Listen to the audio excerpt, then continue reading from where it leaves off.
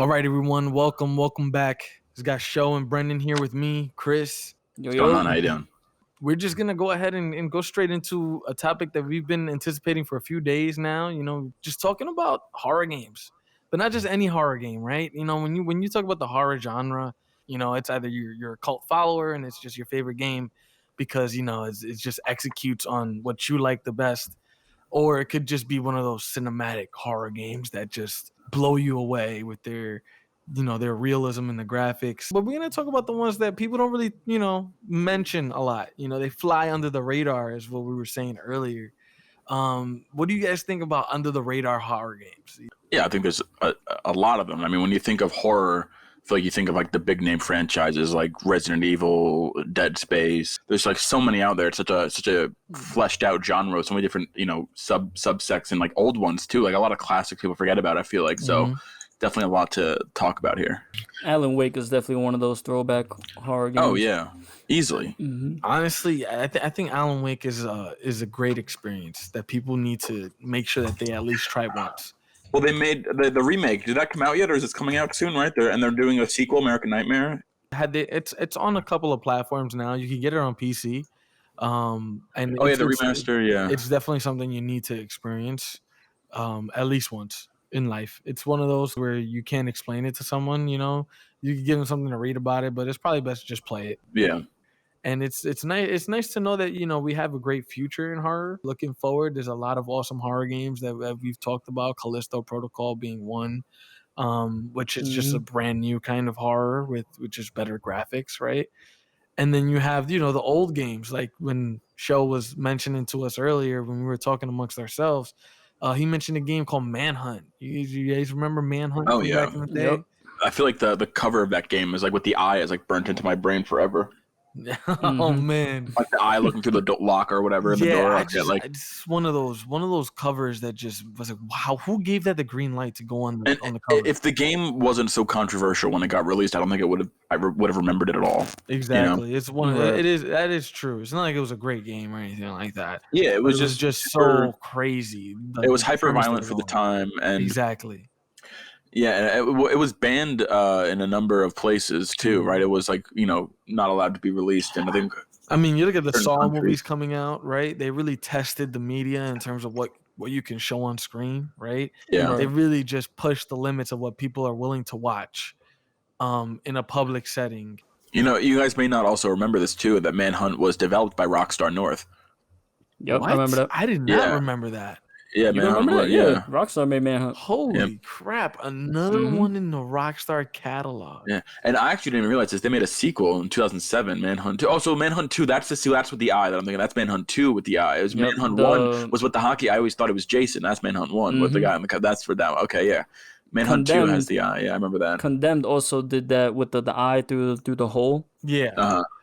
The whole Condemned thing is just that's a gem. If you played it, you played it. It is. It was going to be gory as hell. Yeah. I mean, it had Hostel vibes straight from the cover. You guys remember all the Hostel movies? Oh yeah. If you guys remember any of those kinds of movies, Saw and whatnot. Saw all of that. When I looked at that cover, the age that I was like, nah, I'm not playing it. And I never got around to playing Condemned just because of the cover.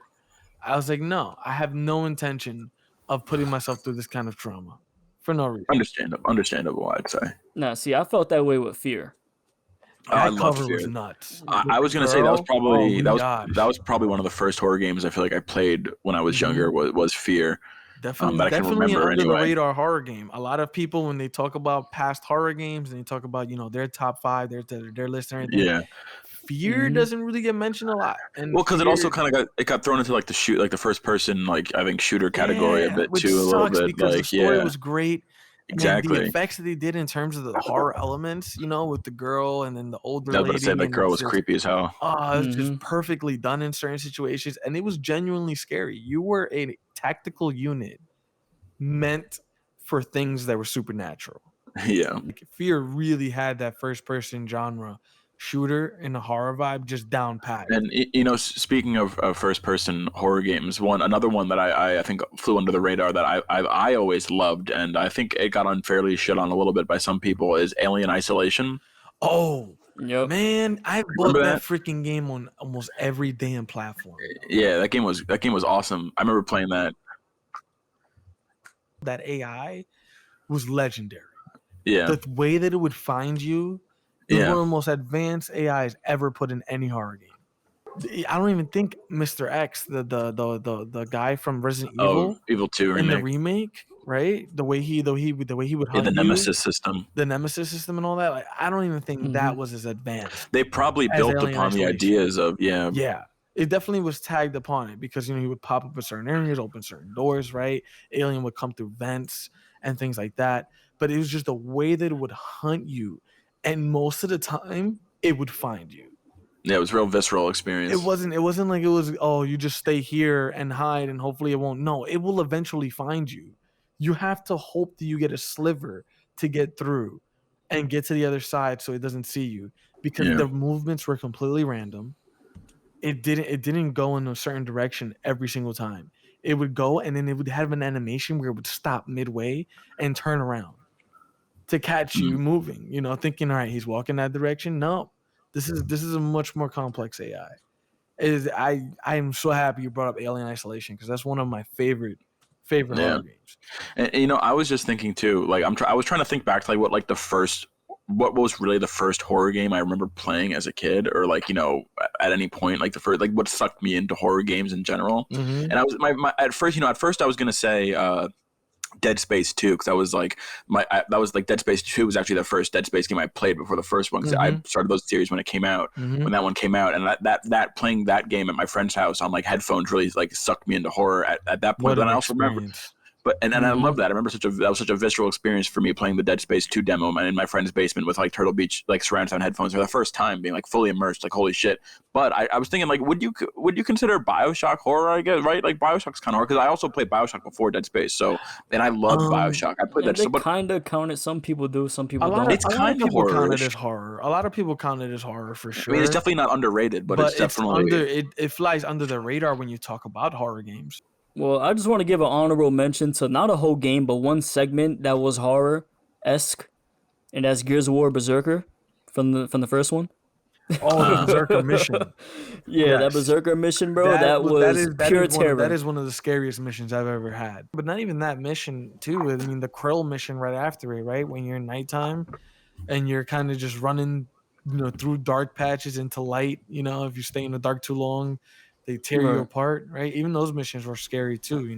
They executed a lot in that first game, Yeah. to really, give you a horror feel, which it kind of lost Right. over the years, especially now when we're in the Gears 5. It's like Mhm. it's lost that darkness, you know what I mean? That So, grittiness to it. but that's definitely an under the radar game. That first Gears game was definitely a scary and intense Right. experience. So would you consider Evil Within under the radar? At least Yes. when it first dropped? Yeah, I'd say so. Yes, Mm-hmm. 100%. I think this is one of the more, not even it's under the radar. I think it's one of the most underrated horror games to ever come out. I think Yeah. the first Evil Within is one of the best horror games anyone could ever play. I don't think I ever would have even heard of the game if I hadn't seen you playing it in college, Chris. Exactly. I still remember to this day. I was skeptical about the game. I just picked it up because it looked cool from the screenshots. But I mean, from what I've heard, it wasn't really crazy when it was received. It was, meh, basically. So I was like, all right, I tried it, and I remember playing it in our dorm with Brendan and Alejandro and everybody watching. And I was just had the controller in my hand, and we literally just watched the horror movie for the next hour and a half. Yep. It was everything from the initial scenes of Evil Within, when you're first going into the hospital, right? You're responding to that massacre, and then you go in and you start hallucinating, and now you're in the mental asylum, and you're coming out, and you're like, holy crap, like, where am I? The whole initial scene when you see that guy, that scary dude, that big ass scary dude, just chopping up bodies. With the thing on his head or whatever. Yeah, and then you gotta like try to sneak behind him and like grab the keys from like next to his body, like where he's standing. It's just nuts. That whole first sequence, and it doesn't stop there. It picks up and it picks up. So if you can get from point A to point Z in Evil Within, you will have had a great story. You would have had great gameplay. You would have been scared like at least 20 times, on top of the constant tension of the music, because we all know who made the game. It says Shinji Mikami Shinji was the director. Mikami, yeah, and he worked on many. A lot of Capcom. Resident Evil 4. There you go. Worked on Resident Evil series. Evil Within 2, a lot of people ragged on it. A lot of people said that it wasn't really that good.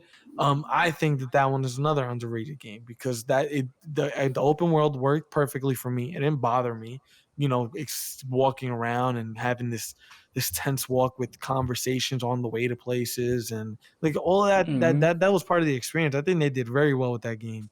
But the Evil Within, the first one, should be much higher up on a lot of people's lists when it comes to horror games. The trailers for that game, do you remember that? Yeah, oh yeah, Mhm. definitely. Yo, those trailers were epic. All right, I got another one. Would you consider Outlast another one or no? No, I think that one's pretty respected. Oh, I think Outlast was underrated when it came out, but I think recently there was Outlast 2 I think was a pretty big game, and in general I think it's kind of just gotten more into the zeitgeist a little bit. But I think when it first came out, I feel like Outlast was a bit under the radar. Like I remember hearing about it and I have no idea what it was for a while, and I remember I kept hearing about it because people liked it. And then now I feel like I see a lot of like it's all over around Halloween. It was like all over YouTube. I remember I feel like people playing it. The minute you go in that window in that asylum, the lights turn off. It's basically like, all right, ain't no turning back. That's it. Good luck. You're in here, and it takes you on a wild ride. Outlast I think is respected enough. I don't think it's under the radar or underrated. I think I'm gonna give this one a pass. One also I think a more recent game, but a game that I love playing a lot recently with friends is Phasmophobia. Have you guys played that at all? I have not played a single second of Phasmophobia. Oh, dude, I haven't played it, but I've seen the gameplay. It's so much fun, man. Like it's really so you got to download like when you like the speech like recognition like software or whatever, because like I love how it uses your voice and like actually like like it listens to you, like in a sense, like whatever the ghost is you're like hunting. Well, basically the premise is like you can't like when you want to communicate, you have to communicate low so it doesn't hear you. You're speaking into your microphone. You have to be like standing actually next to the person like in the game for them to hear you. Otherwise, you have to use the walkie-talkie and hold down a certain button, and then it's all muffled and shit. So it's a bit harder to communicate. Which is really cool. But then also like you use all these different devices and stuff to like there's all these different tests to like figure out what type of spirit or it is that you're dealing with. And some of the things you use like to like coax the ghost or spirit out, you often have to like either talk to it, and also it registers insults and stuff. So when you're like talking shit to the ghost, it'll like it's more inclined to come and hunt you and come after you. And it gets really good. Way. Like it's great. I love it. Complex as hell, man. Yeah, it's a lot of fun when you have friends playing it. Like you just like fuck with That's the ghost. the main thing is that I always knew it was something you do with the group. So I haven't had really that chance to sit down and time try out. that This is time out. This is perfect for what we mentioned about AI earlier in the episode. Yeah. That's pretty cool. How like if you talk smack to it, it's gonna like what I'm about to get your ass. Like, yeah, exactly. I know it's so much fun, and like it is really it's like a thrill to like taunt the ghost and then have it like come after you, and you're like, oh shit, I fucked up. I mean, it's definitely something that it took the world by storm because this came out pandemic era, right? I think so. Yeah, I think I remember it coming out. That's when I got it. All the craze because what was where was everyone inside, right? Yeah, September 2020 it came out, so it was perfect timing. Yeah, it's literally. I guess we were maybe coming out of lockdown, but no one was really ready to. No, September 2020, we were still pretty locked down by September 2020. We were still pretty locked down. Yeah, you're right. So that was perfect timing. Such a long time we were cooped up indoors in that time, man. We'll never forget it. It was great for the gaming industry. Yeah. Oh yeah. Honestly, it helped a lot of people out. It got us involved. It got us really inspired. What they say is pressure makes diamonds, right? So with that we go on. I feel like Silent Hill has always been hit or miss with the series. Yeah, they've had a lot of games that fans love, and a lot of games that pretty much universally are hated, right? Yeah. One of the games that I don't think is talked about enough though is Silent Hill 4: The Room. I remember experiencing Silent Hill 4. It was another game with a crazy cover because it was the door, right, with all the chains. But as soon as you start the game, you realize you're inside that room. And you're like, wait, what? I'm locked in here like that? Like, right? Everything's fine. It's a little eerie because it's a Silent Hill game. But then you going through those initial levels of the game and then you realize, okay, something's off here. And it clicks like that. It snaps. And it automatically goes into the Silent Hill realm. And there's a hole in your bathroom. It's at least a 3 to 4 foot wide hole in your bathroom that it then tells you to crawl through it. But for the most part, that transition between the real world or what it's saying is the real world and what's considered Silent Hill, it's a great contrasting experience Yeah. for And underrated game. I had one too. Also, you're talking about games that kind of verge on the border of like action versus horror, kind of. And if I had to put one in that category, I'd probably say Left 4 Dead and Left 4 Dead 2. You know what I mean? That's Like a good those, one. those are kind of like those are like I mean, Wow. they're zombie games, so they're kind of horror-ish, but like they're very much action games. Hey man, You know what I hey, mean? Like, I'm pretty sure in Left 4 Dead there's a witch that stands in the corner crying, oh yeah, I love that. and That, you that, have that to was walk up to right. I've heard about it. that's the scariest part of the game. It's one of the games that I really watched a lot of people play it, but I never played it myself. Oh wow, really? I never got really- to That's a play it because it classic. was always at a friend's house. I played so remember- much Left 4 Dead growing up. I had a People PlayStation still play it to at the this day. time. I do. I still have friends. We play Left 4 Dead 2 on Steam sometimes. I didn't get a Um, 360 till When Back 4 super Blood late. came out, when Back 4 Blood came out, I played a lot of that too. That was pretty good. It was kind of just like it was basically like a Left 4 Dead clone. You know what I mean? It was made by some of the people who made the original. That seems like that game looks like it's a lot of fun. By the way, Back 4 Blood. Yeah. Yeah. Oh yeah. Gosh, that game looks like so much fun. Oh, because it was Turtle Rock who made Yeah, Left 4 Dead and made Back 4 exactly. Blood. That's right. It was the Mhm. studio. I forgot. Yeah. So it's Right. just a matter of they modernized it and they made it more made it pretty, right? But the game didn't really need to change much. Yeah, it didn't need exactly. You don't need you really need much of a plot. Just let me fuck up the zombies. Yeah. For me, no, it's not. I don't know if it's like a super.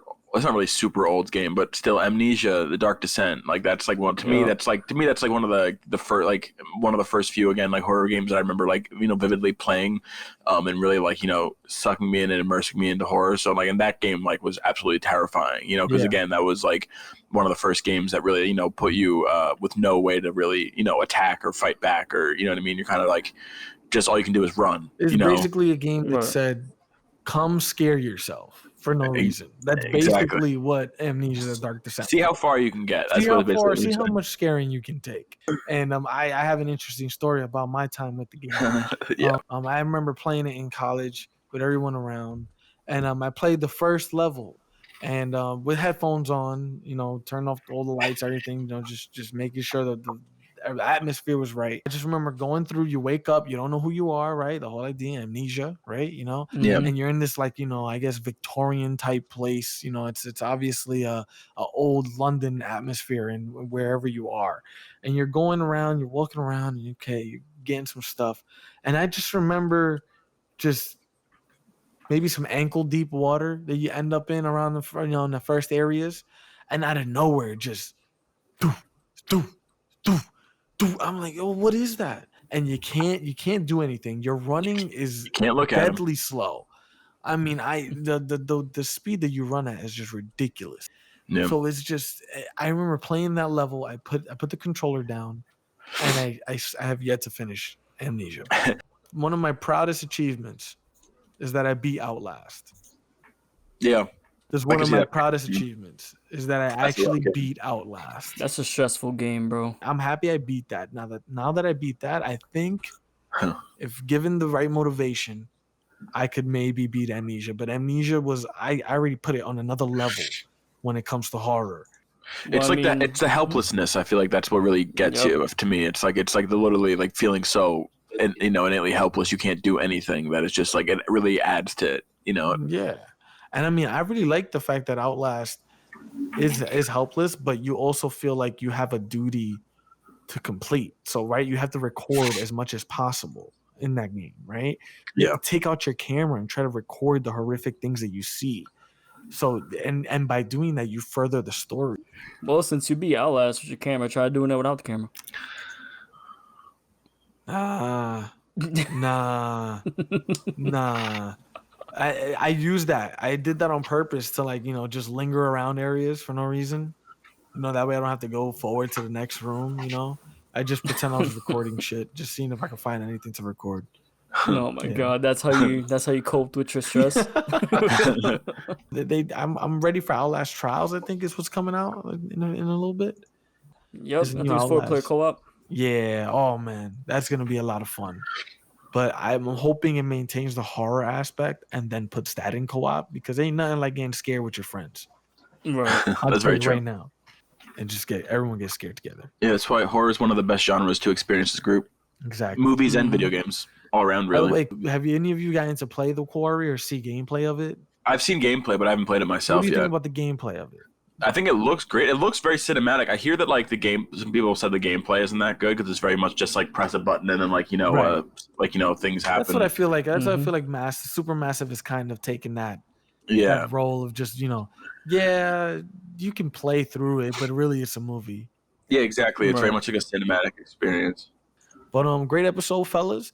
As always, if you guys enjoy the content, just drop the like, subscribe. It helps the channel a ton if you just drop that like, so we can continue to make these videos for you guys and these discussions. Life is Strange, by the way, I wanted to give that a shout out. We have a network, so when we're not doing Filmic, we're over on Life is Strange every week on Monday. It drops around 5 a.m. That's hosted by my man Show right here. And we just talk about regular stuff, right? Music news, in general, funny things that happen. Yeah, everything and anything but politics and religion. That's it. We're always doing something. If we're not here, we're at Life is Strange, and we drop that weekly as well, along with our podcast here and our videos here, discussion videos, and our gameplay films too. So we're doing a lot. Just drop that like, subscribe if you enjoy, and definitely see you guys next week. Peace.